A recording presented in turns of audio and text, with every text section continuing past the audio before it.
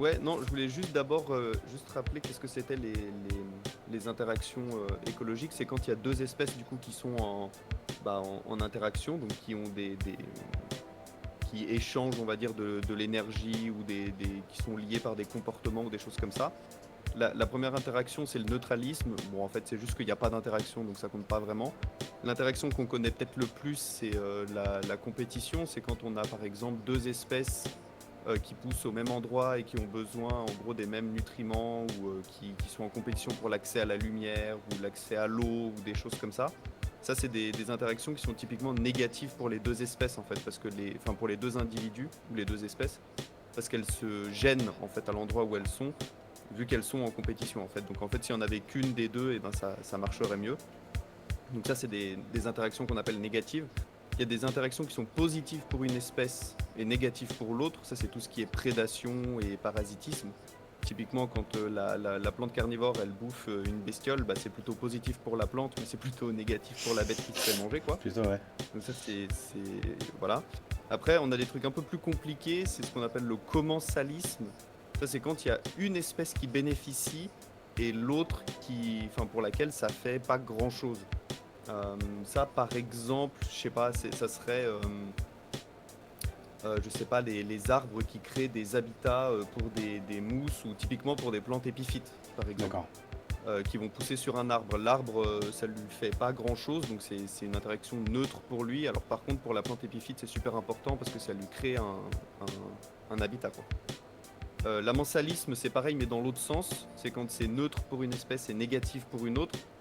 Par exemple, je sais pas, quand on a des plantes qui se font marcher dessus par des troupeaux d'herbivores ou des trucs comme ça, bon bah la vache qui marche dans la prairie, ça lui fait rien.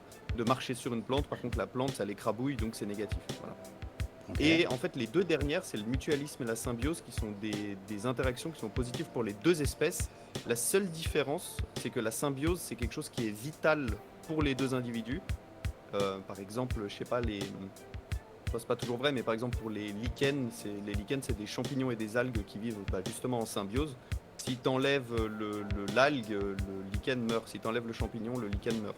Pas toujours vrai, mais en gros c'est comme ça. Le mutualisme, c'est pareil, sauf que c'est pas un truc vital. Et en fait, c'est ça la majorité des interactions avec les plantes carnivores et d'autres animaux. Donc, par exemple, les interactions mutualistiques les plus connues, c'est typiquement la pollinisation, où en fait, bah, on a une bestiole. Là, ici, c'est un colibri et une fleur qui sont en interaction. Et en fait, le colibri, il trouve à manger et la fleur, elle peut se reproduire. Donc, c'est des trucs qui sont positifs pour les deux. Mais disons que si cet individu va pas entrer en interaction avec l'autre individu de fleurs ou d'oiseaux, il va pas y avoir, enfin les plantes vont pas mourir immédiatement, quoi. Les individus vont pas mourir tout de suite. Il y a le même genre d'interaction avec des orchidées chez nous là qui sont super intéressantes, où l'orchidée elle mime en fait une espèce d'abeille pour attirer une espèce très très spécifique d'abeille pour sa pollinisation. Bref, ça c'est un peu le truc le plus connu. Et Lucas t'a parlé de Nepenthes bicalcaraca qui était une plante myrmécophile. En fait, il y a plein d'autres plantes qui vivent en interaction comme ça avec des fourmis. Par exemple, en milieux tropicaux, si vous êtes déjà allé par là-bas, vous savez que les cécropias, ces gros arbres avec des grosses feuilles comme ça, il faut pas trop jouer avec parce qu'elles abritent aussi des colonies de fourmis. Et plus connu en culture, il y avait pas mal de gens qui en cultivaient passé un temps, parce que c'est des plantes un peu tropicales, humides, qui poussent avec les Nepenthes. On a ce genre de plantes-là, myrmécophiles.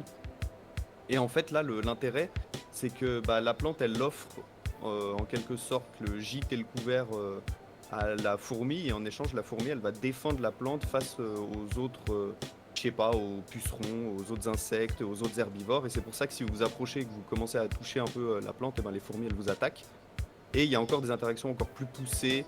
Mais là, c'est vraiment des exemples un peu fous. On pourra en reparler si jamais on a le temps. Mais là, c'est une plante qui mime des œufs de papillons sur ses feuilles pour éviter de se faire attaquer par d'autres papillons. Enfin bref, c'est des trucs C'est un peu incroyable. compliqués. Ouais, c'est un truc de fou, hein. Mais pour les plantes carnivores, les interactions mutualistiques, il y en a pas mal en vrai. La plus connue, je pense que la plus connue, c'est le Roridula avec sa punaise. D'ailleurs, Ouais. j'ai pas mis de photo de ça, mais c'est probablement l'interaction la plus connue où le Roridula, qui a des pièges à glu, va capturer des bestioles. mais elle peut pas les digérer. Par contre, les petites punaises qui marchent sur les feuilles et qui, elles, ne se font pas capturer par la glu, arrivent à bouffer les petites mouches. Et en fait, c'est les excréments comme ça de la punaise qui tombent sur les feuilles et qui sont récupérés par la plante. Du coup, c'est une Bref, symbiose là, là, c'est ça? on a Dans le le même cadre genre de Aurélien. truc. Hein? Dans le cadre Aurélien, c'est une symbiose ou c'est du mutualisme? Moi, je dirais plutôt du mutualisme parce qu'en fait, le Roridula, il peut quand même survivre, même D'accord. s'il n'y a pas ces punaises, quoi. Il peut quand même survivre Ok, des ok. années. Les punaises, je sais pas trop à quel point elles Elles sont sont dépendantes, ouais. obligées ou pas Ouais. de vivre sur le Roridula. Ok. Mais la symbiose, c'est vraiment plus un truc, tu sais, euh, enfin, où vraiment l'un ne peut pas C'est fonctionner vraiment sans vital l'autre. pour les deux, ouais. Ouais, ok. Ouais, c'est ça. Ok. C'est vraiment, ça ne marche pas s'il n'y a pas les deux qui sont Mhm. perpétuellement en interaction, quoi. Ok. Et du coup, pour les Nepenthes, il y a par exemple l'exemple assez connu de cette petite bête-là là, qui s'appelle le Tupaya et de Nepenthes lowi. En fait, normalement, les Nepenthes, elles n'ont pas totalement cette forme-là.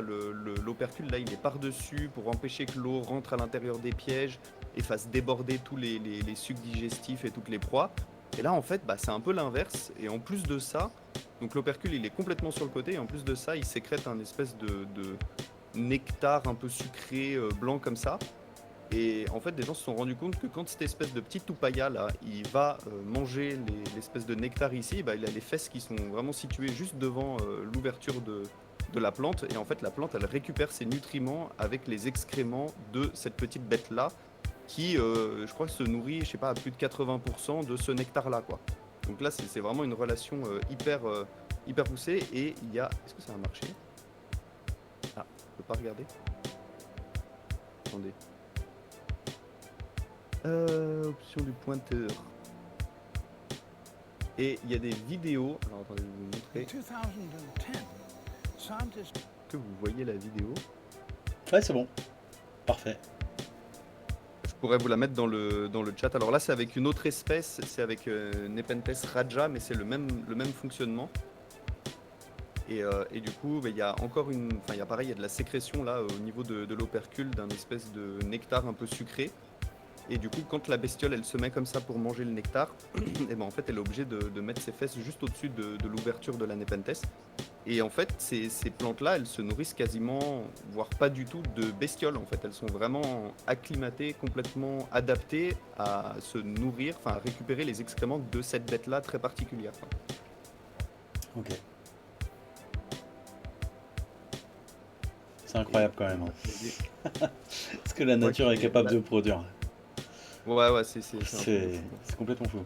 Mais par contre, alors, enfin, oui, c'est. Alors, attendez, ah non, ça c'était autre chose. Je me suis trompé. C'est à la fois incroyable, mais en même temps, c'est un peu problématique parce que si tu as une des deux espèces qui disparaît, bah, en fait, Ouais. l'autre disparaît D'accord. immédiatement, tu vois, quelques temps après, donc ça les rend un peu plus fragiles aussi. Ok. Et du coup, il y a une autre interaction qui est assez marrante. Je sais pas si vous avez vu, c'est cette Nepenthes là qui en gros c'est Rafflesiana quoi, Ok. qui en fait produit des pièges qui pareil piègent pas enfin les uppers là, les pièges supérieurs, elles piègent pas non plus de bestioles. Et en fait ils se sont rendus compte que des chauves-souris utilisaient ces pièges comme maison en quelque sorte C'est incroyable. pendant la journée pour pas se faire bouffer par les prédateurs. Et en fait le piège est même fait en sorte qu'il y a un espèce de petit rebord et tout dans le piège pour qu'elles puissent s'accrocher et rester dedans. Et en fait c'est pareil pendant la journée, du coup quand elles font leurs excréments, bah, la plante elle récupère ça. Et pareil, il y a une petite vidéo là-dessus.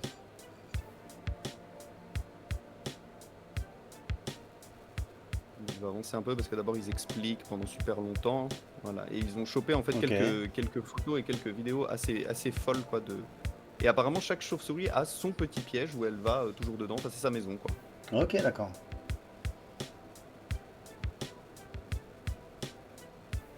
Ça fait quelle taille un piège comme ça? Qu'on se donne une idée de la taille de la chauve-souris? Je pense que ça doit faire une bonne vingtaine de centimètres de hauteur, Ok. un truc comme ça. C'est des petites chauves-souris quoi. Ouais, c'est un truc qui fait 30 grammes quoi. Ouais, d'accord. Ok. Ok. Ah ouais. Elles sont trop belles hein, par contre. Ah, carrément, ouais. Ça boue, ouais. Mais voilà. Et du coup, vous pouvez chercher ça. Il y a eu tout un article aussi scientifique avec toutes les données pour expliquer pourquoi, comment et tout. Mais bref, Ok. trop intéressant. Voilà, je voulais juste Incroyable. vous montrer ça.